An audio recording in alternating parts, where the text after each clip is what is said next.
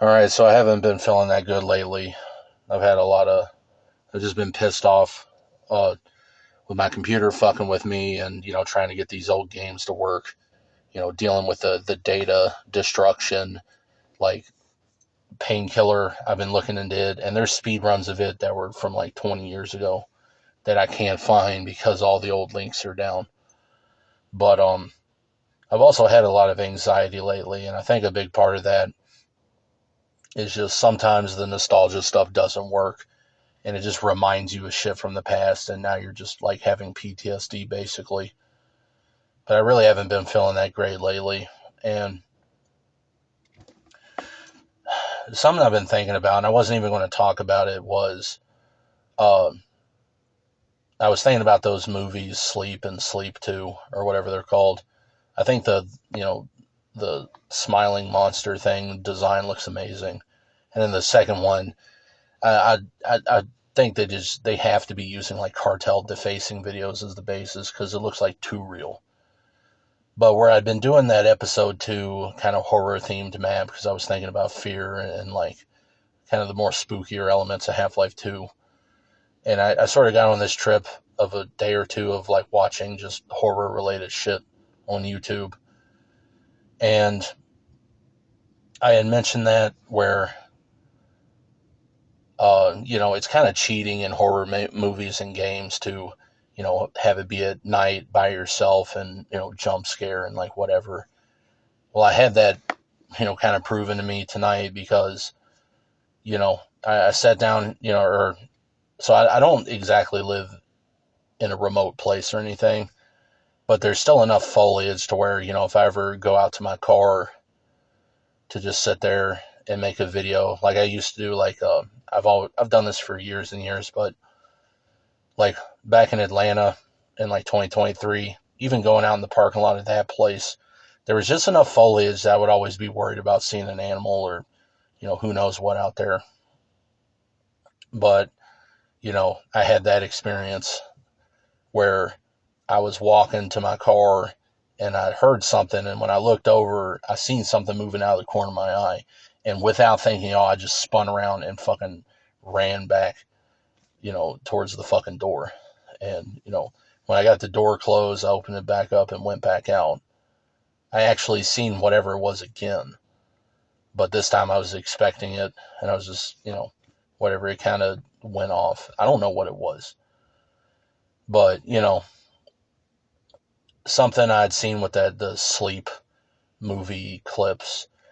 Now apparently there's this one jump scare where her sister, like scares her in the window or whatever. Um, and apparently it was in the trailer. Everybody said that the trailer ruined it. I never seen the movies, and I didn't even see the trailers. I saw that scene in some clip video of different jump scares, and it was the first time seeing it. But there was a couple different ones in it where like the reaction of the individual to the jump scare was what scared the shit out of me. It's like, damn, bitch, shut up, right? It's like they just start shrieking, and that's what made me fucking jump. But somebody was mentioning making horror stuff during the day and how that's kind of refreshing. And yeah, I do think it's, like one of the things I'd mentioned with fear is like, I like how it's during the day, but, you know, that's kind of been my default whenever I make these videos for years and years, kind of no matter where I've been. Even in like the gym parking lot, which I haven't been to the gym in months, but even that, like, it's the middle of the night. I like being by myself, but there's always this kind of implicit fear that you'll look out the window and something will be there or somebody will be standing there or some shit, right? But so like it's kind of cheating to just play into that. Although doing true psychological horror is pretty hard to pull off. I actually think Fear did it really well. Like it had jump scares in it, but those were more for the cool factor. It's sort of like how I distinguish like Romero zombies are not really like zombies to be afraid of. They're more like they're there to kill because it's like cool or whatever, right? I don't know exactly how to describe it, but I wasn't even going to really talk about that. But I had that experience, kind of proving that I heard something, looked over, seen some animal running past me, and like freaked out. It's just a an impulse, like innate characteristic or whatever, like a reflex. But I've just I've been trying to you know live in the nostalgia to the best I can. It really doesn't work. Like I said, I haven't been feeling that good for quite a while, and the horror movies are just kind of stupid because like real life is so much more horrifying than whatever stupid Lovecraftian shit you could try to think of. But a lot of the games that do horror right, they usually will like have the I don't know how to describe it, but it's not jump scare based. But I always kind of wondered why that's a genre that exists. These humans are more than happy to have, state terrorism running wild and all this, persecution and murder of the fucking innocent, all this shit. And, natural disasters and this and that. I don't know, it kind of all went together with me earlier when I was still fucking with Painkiller. So I was playing the Lucifer level. It's one of the best looking levels in a video game of all time. But, um, it's basically this like landscape of just, human atrocity throughout history. And I guess just me being thinking about it in the first place just made it hit a little bit differently than normal. Usually I see it as like, oh, this is a cool level. I'm aware of that stuff, but it just, I don't know, the morbidity of it, it just, I don't know, I'm not feeling that great playing Painkiller like I normally would. Nothing is really a distraction right now. I wanted to make a couple videos mostly about Painkiller and like wayback and how motherfuckers don't know what they're doing. But just everything is fucked up and the technological shit. Like I got halfway into this video before my phone fucked up, and I don't know what the fuck it did, but I had to restart it, like the recording. But I've been looking into speed runs of Painkiller, and there's one of them from, I used to remember it being 2006, but then I found that the one on SDA it's 2011 or 2012 that it was published. But then I read a little bit further, and yeah, apparently there was one from like 2006 that didn't get accepted to SDA because the resolution was too low. And then they said it was because part of it was because they used a cheat to be able to play the fifth chapter on trauma difficulty. It's like, dude, does that really count as a cheat? I mean, that's just like New Game Plus, if you ask me. That doesn't count, right? I mean, you can't. There's nothing else that they. I mean, now I don't actually know from trying to look into it, but I mean, I swear that I watched that back in 2006. Because when I think of the first Painkiller speedrun, I think of that. Well, that's the problem is, I've been trying to prove that.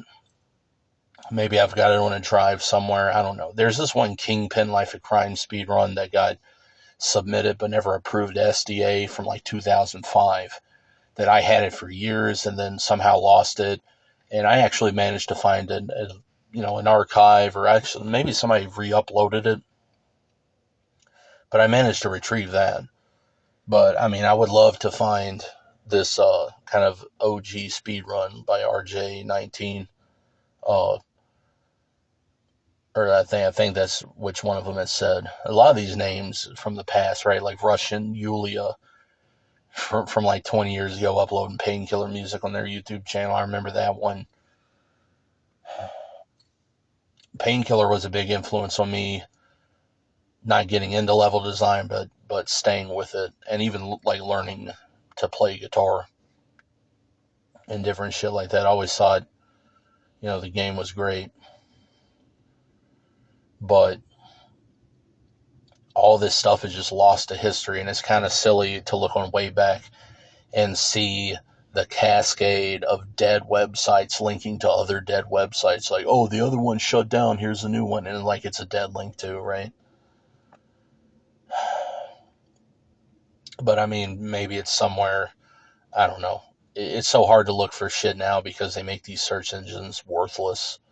It's back to the way it used to be where you only heard of shit kind of, like the whole internet may as well be Waffles FM or Waffles CD or whatever the fuck it was called back in the day, where you had to have an invite to find anything.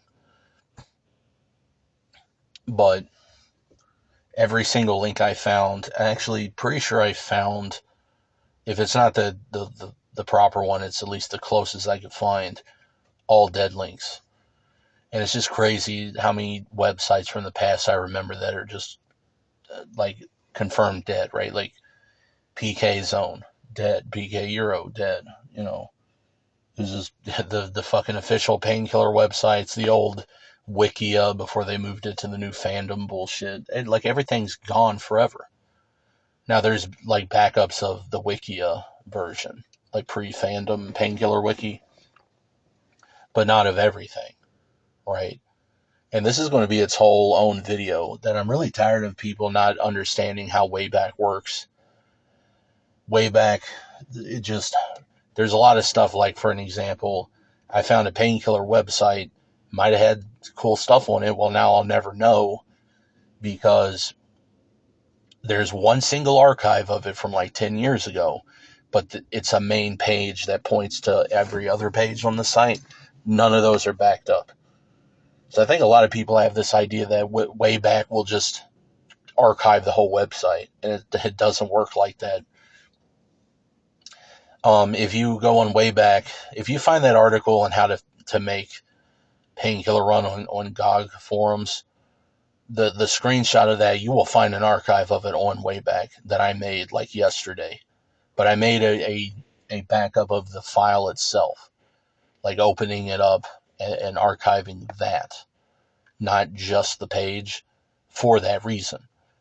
Like there's this one Half-Life related website. All the backup, all its media are hosted on a different platform.